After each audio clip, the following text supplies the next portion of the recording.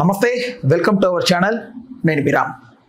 అర్ధరాత్రి కర్నూలు సమీపంలో Kaveri travels bus ఘటన రెండు తెలుగు రాష్ట్రాల ప్రజలని తీవ్ర దిగ్భ్రాంతి గురి చేసింది. అయితే ఈ నేపథ్యంలో అనేక రకాల ప్రశ్నలు, అనేక రకాల సమాధానాలు వినిపిస్తున్నప్పటికీ చాలా రకాల అనుమానాలు ప్రజల్లో ఉండిపోయాయి. అయితే ఓవరాల్గా ఈ అంశానికి సంబంధించి మనతో మాట్లాడడానికి ప్రముఖ సోషల్ యాక్టివిస్ట్ కృష్ణకుమారి గారు ఉన్నారు. ఆవిడతో మాట్లాడదాం. అమ్మ నమస్తే. నమస్తే. అమ్మ, తప్పు ఒకరిది అంటే డ్రైవర్ మీద ప్రధానంగా మాట్లాడుతున్నారు. కాదు, ఇంకా చాలామంది తప్పులు ఉన్నాయి ఇందులో. రోడ్ ట్రాన్స్పోర్ట్ అథారిటీ గురించి మాట్లాడుతున్నారు, ఇంకా అతను బైక్ తోలిన అతను, దాని వెనక్కున్న అతను, ఇలా చాలామంది చాలా రకాలుగా మాట్లాడుతున్నారు. అమ్మ, అసలు మీ పర్స్పెక్టివ్లో ఎవరిది తప్పు అంటారు? విద్య, వైద్యం, రవాణా, ఈ మూడు ప్రైవేటీకరణ చేయడం అనేది కరెక్ట్ కాదు. ఈ మూడు ప్రభుత్వం కనుక బాధ్యత తీసుకుంది అనుకోండి, public transportation, government hospitals, government schools, government colleges ఇట్లా ఉందనుకోండి, అప్పుడు అవకతవకలకి కొంచెం అవకాశం తక్కువ ఉంటుంది. ఇప్పుడు ఎవరైనా వ్యాపారం చేసేది డబ్బుల కోసమే. అదే ప్రభుత్వమే వ్యాపారం చేసింది అనుకోండి, ఒకవేళ వ్యాపారం చేస్తే కూడా డబ్బులు వస్తే కూడా అవి మళ్ళీ తిరిగి ప్రజలకే ఉపయోగపడతాయి. ప్రజల జేబుల్లో నుంచి వెళ్ళిన డబ్బులు మళ్ళీ ప్రజల జేబుల్లోకే వస్తాయి, వాళ్ళ సంక్షేమానికే వాడటానికి అవకాశం ఉంటుంది. అందుకని ప్రభుత్వమే వ్యాపారం చేయండి. ఎందుకు ప్రభుత్వానికి వ్యాపారం చేయడం చేత కాదు? వాళ్ళు సొంత వ్యాపారాలు చేసుకుంటారా ప్రభుత్వంలో ఉన్నవాళ్ళు? అసలు ఎందుకు ప్రైవేట్ వాళ్ళకి ఆస్కారం ఇవ్వాలి? ప్రైవేట్ వాడు అంటేనే వాడు వచ్చేదే పక్కా వ్యాపారం దృష్టితో వస్తాడు, వ్యాపారమే చేస్తాడు. ఈ వ్యాపారం చేసేటప్పుడు వాడికంటే నేను ఎక్కువ డబ్బులు సంపాదించాలి, వీడికంటే నేను ఎక్కువ డబ్బులు సంపాదించాలి అని ఒక డబ్బు ఆశలో, డబ్బు మాయలో పడిపోయి వాడు నిబంధనలను తొంగలోకి తొక్కుతాడు, ప్రజల భద్రతనికి గాలికి వదిలేస్తాడు. కేవలం కాసులు పంట తప్పితే ఏమీ ఉండదు వాడికి. దానికి గవర్నమెంట్ నియంత్రణ ఉండదంటారా? ఇప్పుడు గవర్నమెంట్ ఎలాగో నియంత్రణ చేసే బదులు అసలు వాళ్ళే నడిపితే, అసలు ప్రైవేట్ బస్సులు ఎందుకు? ప్రైవేట్ బస్సులు ఎందుకు ఉండాలి? ఇప్పుడు మొన్న ఆ ప్రమాదం జరిగిన రోజు నేను కూడా విజయవాడ నుంచి వచ్చా. నాకు ఎందుకు ప్రైవేట్ బస్సు ఎక్కాలంటే భయం వేసింది ఒక్క క్షణం. నేను జనరల్గా ఆర్టీసీని ప్రిఫర్ చేస్తా. సరే, ఒక్కొక్కసారి పెద్దగా చాయిస్ని పట్టించుకోం మనం కూడా. ఆర్టీసీ టికెట్ బుక్ చేసుకున్నా నేను. ఓ 100 రూపాయలు ఎక్కువైంది అనుకో టికెట్, పోనీ అనుకుందాం ప్రైవేట్ మీద. ఎవరికి వెళ్తుంది? తిరిగి మనకే వస్తుంది, పబ్లిక్కే వెళ్తుంది. మన డైరెక్ట్గా మన జేబులోకి రావచ్చు. సంక్షేమ కార్యక్రమానికో ఇంకో దానికో ఉపయోగపడుతుంది. అప్పుడు బడ్జెట్ మీద ఈ సంక్షేమంకి సంబంధించిన ఒత్తిడి కూడా తగ్గుతుంది కదా. అందుకని నేను అసలు ఈ ప్రైవేటీకరణకే మొత్తం చరమగీతం పాడాలన్నది నా ఉద్దేశం. అసలు ప్రైవేటే లేదనుకోండి, గవర్నమెంటే ఉందనుకోండి, గవర్నమెంట్కి ఒక భయం అయితే ఉంటుందా? ఉండదా? మన గవర్నమెంట్ రన్ చేయాలి. ఎందుకు చేయలేరండి? ఎందుకు చేయలేరు? ఇప్పుడు ఈ బస్సు ప్రజాధనంతో కొంటారు. ప్రైవేట్ వాడికి వచ్చిన లాభాలు గవర్నమెంట్కి ఎందుకు రావు? డ్రైవర్లను వాళ్ళే పెట్టుకుంటారు, క్లీనర్లను వాళ్ళే పెట్టుకుంటారు, టికెట్ ఆపరేటర్లని, ఆఫీసుల్ని అన్నిటినీ. ఇప్పుడు ఆర్టీసీకి చాలా ఆఫీసులు ఉన్నాయి. ఆర్టీసీ స్థలాల్ని రెంట్కి ఇస్తారు తెలుసా మీకు? లీజుకి ఇస్తారు తెలుసా? అంతంత ఆస్తులు ఉన్నాయి ఆర్టీసీకి. ఈ ఆస్తుల్ని ప్రైవేట్ వాళ్ళకి ఇచ్చే బదులు అక్కడ కాంప్లెక్స్లు కట్టి అందులోనే ఆఫీసులు పెట్టుకోవచ్చు. విజయవాడ లూలు మల్లాగా విజయవాడలో కూడా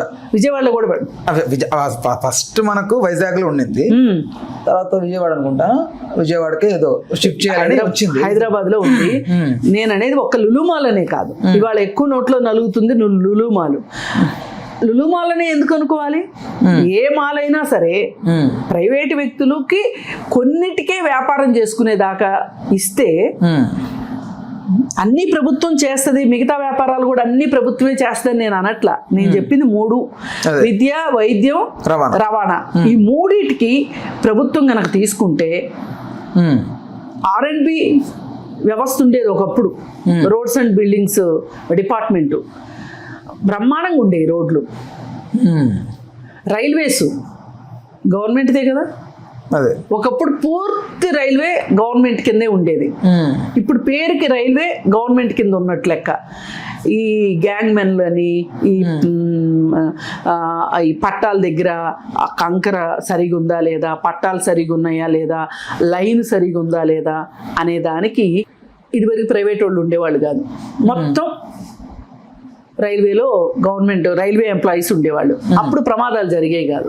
ఈ మధ్య కాలంలో మీరు చూడండి, ఒక 10-15 ఏళ్ళ నుంచి, అంటే మోడీకి ముందు కూడా ప్రైవేటైజేషన్ అయ్యింది.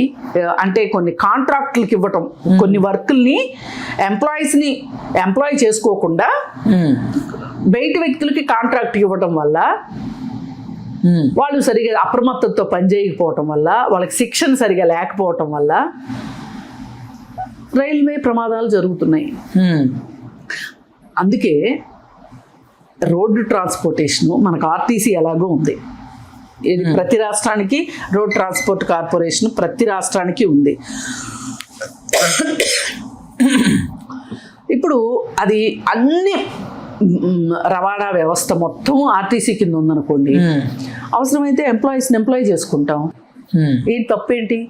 అసలు ప్రైవేట్ వాడికి లాభం రాగా ప్రజలకి సర్వీస్ ఇస్తున్నప్పుడు ప్రభుత్వం ఎందుకు చేయలేదు అంటే, ఈ ప్రైవేట్ బస్ ఆపరేటర్లు జనాలు ముక్కుబిండి సంపాదించిన డబ్బులు ఏవైతే ఉన్నాయో, ప్రభుత్వానికి ట్యాక్సులు కట్టకుండా ఎగ్గొట్టిన డబ్బులు ఏవైతే ఉన్నాయో అవి ఖచ్చితంగా రాజకీయ నాయకుల జేబుల్లోకి వెళ్తున్నాయి కాబట్టి వీళ్ళు ప్రైవేటీకరణని ఒప్పుకుంటున్నారు, ప్రైవేట్ బస్సు సర్వీసులను ఒప్పుకుంటున్నారు.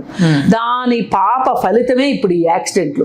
ఈ మధ్య కాలంలో మీరు చూసుకుంటే గనక ఆర్టీసీ బస్సులకు యాక్సిడెంట్లు ఎక్కువ అవుతున్నాయా, ప్రైవేట్ బస్సులకు యాక్సిడెంట్లు ఎక్కువ అవుతున్నాయా, ఆర్టీసీ బస్సుల వల్ల ప్రమాదాలు ఎక్కువ జరిగి మనుషులు ఎక్కువ చచ్చిపోతున్నారా, ప్రైవేట్ బస్సుల వల్ల ప్రమాదాలు జరిగి మనుషులు ఎక్కువ చచ్చిపోతున్నారా అనే డేటా తీస్తే దానికి చాలా వ్యత్యాసం ఉంది.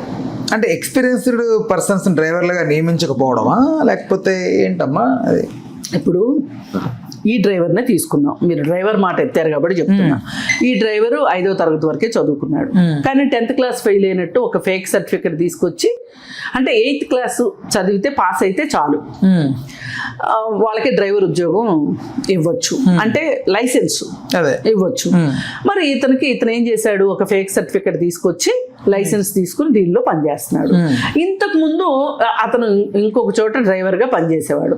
అక్కడ కూడా ఇట్లాగే ఒక యాక్సిడెంట్ చేస్తే క్లీనర్ చచ్చిపోయాడు.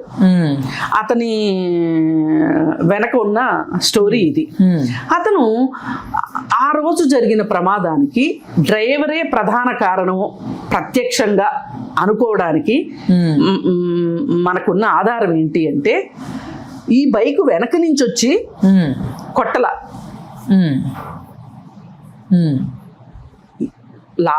ఈ బస్సుకు తగిలి బైక్ పడల, ఆల్రెడీ పడున్న బైక్ ని ఇతను ఎక్కించాడు. అదే పోలీసుల దర్యాప్తు కూడా అదే తేలింది. అయితే మరి ఇతను అంత అప్రమత్తతో లేకుండా ఎందుకున్నాడు అసలు? ఇప్పుడు అంతకుముందు 2 బస్సులు వెళ్ళాయంట, ఇప్పుడు సీసీ కెమెరాలో రికార్డ్ అయింది. ఆ 2 బస్సులు ఏం చేసినాయి అంటే ఈ బైక్ని తప్పించి మరీ వెళ్ళినాయి. ఇతను కూడా అలా తప్పించి వెళితే ఈ ప్రమాదం తప్పేది లేదు అనుకుంటే, ఒక సామాజిక బాధ్యత ఉన్నట్లయితే బస్సును ఆపి ఆ బైక్ని అవతలకు జరపటం, లేకపోతే టోల్ ఫ్రీ నెంబర్ ఉంటుంది కదా, హైవేస్ అథారిటీస్ సంబంధించిన టోల్ ఫ్రీ నెంబర్కి కాల్ చేస్తే వాళ్ళు వచ్చి ఆ వెహికల్ తీసి పక్కన పెట్టేసేసి క్లియరెన్స్ ఇస్తారు. ఈ లోపు ఆగితే ఏమయ్యేది, ఒక అరగంట ప్రయాణ సమయం వృధా అయ్యేది. కానీ నువ్వు ఒక అరగంటో గంటో ప్రయాణ సమయాన్ని ఆదా చెయ్యాలి అనే ఒక కక్కుర్తితోటి కూడా ఇదంతా చేసావని నేను అనను. నీకు అసలు పట్టల ఆ వెహికల్ గురించి. కానీ ఇతని కంటే ముందు ఇంకో 2 దొంగలు ఉన్నారు, ఇంకో 2 బస్సులు వెళ్ళి చూసారా, వాళ్ళు తప్పుకుని వెళ్ళారు చూసారా, అది తప్పు అంటారు. అది కూడా తప్పు. ఇప్పుడు మనం రోడ్డు మీద వెళ్తున్నాం, రోడ్డుకి అడ్డంగా ఒక రాయి ఉంది, ఆ రాయిని నేను చూశాను, ఆ రాయిని నేను పక్కకి జరపకపోతే నా అంత సామాజిక బాధ్యత లేని మనిషి ఇంకెవరు ఉండరు. ఒక ముళ్ళ కంప పడి ఉంది రోడ్డు మీద, నేను చూసా. సరేనమ్మా మీరు ఇప్పుడు చెప్పండి. ఆహా, మీరు చూశారు, అది తీసి పక్కన పెట్టాలి. అదే ఇది చెయ్యకపోతే ఒక జంతువుకి మనిషికి తేడా ఏంటి? మనం జంతువుల నుంచే వచ్చాం. అదేలేండి. ఒక నాగరికత ఉన్న జంతువు మనిషి అంటే. నాగరికత, ఎక్స్ప్రెషను, మాట్లాడలేని జంతువులు వేరే ఉన్నాయి. మనం మాట్లాడే జంతువుని, ఆలోచించగలిగే జంతువు అయినప్పుడు మనకి ఈ మాత్రం సివిక్ సెన్స్ లేకపోతే ఎట్లా అని మీరు కరెక్ట్, అది కరెక్ట్ చేయాలి. వాళ్ళు చేయలే, ఆ ఇద్దరు చేయలే. ఆ ముందు వెళ్ళిన ఆర్టీసీ అతనే అంటమ్మా బస్సు ట్రైన్. నేను ఆ బస్సు ఆర్టీసీ బస్సా ప్రైవేట్ బస్సా అని నేను మాట్లాడట్లా ఇక్కడ. అంటే ఆర్టీసీ డ్రైవర్ అంటే ఆయనకైనా ఒక ఉండాలి కదా. ఇప్పుడు మనం పోనీ చెడు నుంచి మంచికో మంచి నుంచి చెడుకో ఆలోచిద్దాం. తప్పించుకుని అయితే వెళ్ళాడా? అతని బస్సుల్లో వాళ్ళని అతనైతే కాపాడగలిగాడా? నేనేమంటున్నా, ఈ పని ఇతను అది కూడా చేయలేకపోయాడు కదా. ఇప్పుడు ఇది ప్రైవేట్ బస్సు ఆర్టీసీ బస్సు అనే చర్చ మనం ఇందాకే చేసేసాం. ఆర్టీసీ నిర్వహిస్తే తప్పులు అస్సలు జరగవని కాదు. మానవ తప్పిదాలు లేకోకుండా ప్రపంచం నడవదు. మానవ తప్పిదాలు వేరు, ఆదాయం కోసం తప్పులు చేయడం వేరు. లాభాల కోసమే స్వలాభ స్వార్థం, లాభాల కోసమే మీరు అడ్డదిడ్డమైన పనులు చేయటం వేరు. ఈ డ్రైవర్లు, ఈ బస్సు అంటే లారీ డ్రైవర్లు అవన్నీ, బస్ డ్రైవర్లు నేను బాగా గమనిస్తాను. మా స్పీడ్ బ్రేకర్ని కూడా అవలీలుగా, అంటే వాళ్ళకి పైన కూర్చుంటారు కదా ఎక్కడో, వాళ్ళకి ఏదో సింపుల్గా దాటేసినట్టు ఉంటుందని దాన్ని కింద స్పీడ్ బ్రేకర్ ఉన్నా కూడా, 3 స్పీడ్ బ్రేకర్లు ఉన్నా కూడా ఫాస్ట్గా వెళ్ళిపోతారు వాళ్ళు. నేను చాలా దగ్గర గమనించాను, ఇంక్లూడింగ్ కొంత ఇద్దరు గుంతలు ఉన్నా కూడా చాలా స్పీడ్గా వెళ్ళిపోతుంటారు గుంతల్లో. అది ఎందుకు వాళ్ళు అంటే వాళ్ళకి ప్రయాణ సమయం ఏదైతే ఉందో అది ఎంత తక్కువలో వెళితే అంత మంచిది.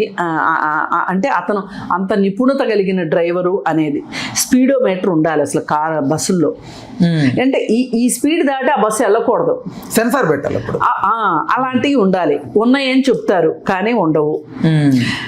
ఎవరైనా సరే ఇప్పుడు ఇక్కడ డ్రైవరు ఖచ్చితంగా పొరపాటు చేశాడు, సరిదిద్దుకోలేని తప్పు చేశాడు. 20 ప్రాణాలతో అతను, 20 కాదు 19 ప్రాణాలతో అతను ఆడుకున్నాడు ఒక రకంగా. పైగా నువ్వు చూడకుండా ఎక్కిచ్చేసావు. ఓకే, అప్పుడైనా బండి ఆపొచ్చు కదా, ఇంత ప్రమాదం జరిగేది కాదు. అంటే అంత స్పీడ్లో ఆపలేకపోయాడు కాదంట. 3 సార్లు ఈ వెహికల్ని లాగించుకుంటా 200 మీటర్లు లాగించుకుంటా వెళ్ళాడు. అప్పుడే ఈ రోడ్డు ఫ్రిక్షన్కే నిప్పురవలు వచ్చినాయి. బండిని లాక్కుంటూ వెళ్తున్నాడు. ఈ వెళ్తూ ఉన్న సందర్భంలో దాని ఆయిల్ ట్యాంక్ మూత ఊడిపోయి ఆయిల్ పడింది. ఆయిల్ పడిన తర్వాత ఈ లోపు ఏమైపోయింది, 200 మీటర్లు అలాగే తీసుకెళ్లేసరికి ఈ రోడ్డు రాపిడికి నిప్పురవలు వచ్చినాయి. ఆ నిప్పురవలు ఈ పెట్రోల్కి అంటుకున్నాయి. అక్కడ నుంచి బస్ అంతా అంటుకుంది. అసలు నీకు ఒక బలమైన వస్తువుని తాకినప్పుడు నీకు బుర్ర పనిచేయాలి కదా, నీ బుర్రలో సెన్సార్లు పనిచేయాలి కదా. ఏదో జరిగింది ఇక్కడ, ఒక్క నిమిషం ఆపితే ఏం కొంపలు అంటుకుంటాయి. 19 మంది జీవితాలతో ఆడుకున్నావు నువ్వు. అంటే అతనికి ఆ కెపాసిటీ లేదు. ఎమర్జెన్సీ ఎగ్జిట్లు ఎందుకమ్మా ఉండట్లేదు ఈ బస్సులో, స్లీపర్ బస్సులో? అది ఏంటి ప్రాబ్లం? అది అర్థం ఉన్నాయి. వాళ్ళకి ఒకటి ఉంటుందమ్మా, అంటే ఒకటైనా కూడా కొంచెం అదేదో హ్యామర్లు పెడతారు. హ్యామర్ ఎక్కడ ఉన్నాయమ్మా? కనిపించలా ఆ హడావుల్లో. ఇప్పుడు ఒకటండి, ఇవన్నీ ఉన్నాయి మనకు ఒక ధైర్యాన్ని ఇవ్వటానికే. హడావుడి వచ్చినప్పుడు ఏది మనకు అసలు, ఇప్పుడు కిటికీలు ఉన్నాయి. వీళ్ళు ఏసీ బస్సులు కోసం ఏం చేస్తున్నారంటే ఫిక్స్డ్ కిటికీలను పెడుతున్నారు. ఇప్పుడు మీరు అటు ఇటు జరుపుకునే కిటికీలు అనుకోండి, ఈ హ్యామర్ల పని ఉండదు కదా. ఆర్టీసీ బస్సులాగా జరుపుకుంటే దూకేయచ్చు. అప్పుడు చాలా మంది బతికేవాళ్ళు. ఎవరో ఒకరిద్దరో కొంతమందో ఎఫెక్ట్ అయినా ఎక్కువ ఇంత ప్రాణ నష్టం అయితే జరిగేది కాదు. అందుకని బస్సు నిర్మాణంలో లోపాలు ఉన్నాయి. పైగా ఇంకొకటి ఏంటి అంటే అల్యూమినియం గేజ్ ఏదైతే ఉంటుందో ఆ గేజ్ తగ్గించేస్తున్నారు. ఆర్టీసీ బస్సులకు ఉన్నంత గేజ్ ప్రైవేట్ బస్సులకు ఉండట్లేదు.